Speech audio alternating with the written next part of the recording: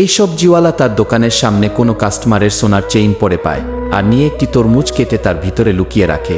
তখন এই মেয়েটি লুকিয়ে দেখে ফেলে। ছেলেটি যখন এদিকে তাকায়, মেয়েটি তখন গাড়ির পিছনে লুকিয়ে পড়ে। তখন ছেলেটি বুঝতে পারে মেয়েটি আমার চেন লুকানো দেখে ফেলেছে।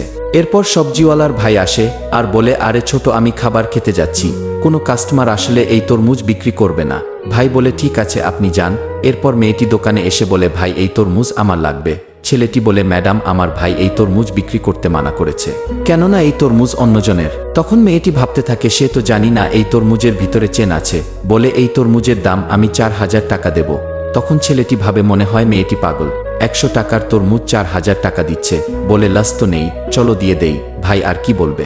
এরপরে যা হলো তা অবশ্যই দেখবেন। বন্ধুরা, তোমরা সবাই যে যেই ধর্মেরই হও না কেন, সবাই ভাই ভাই। তাই ভিডিওটি লাইক করে চ্যানেলটি সাবস্ক্রাইব করে যাও। লাস্টে দেখা যায় তরমুজওয়ালা আগেই তরমুজ চেঞ্জ করে রেখেছিল।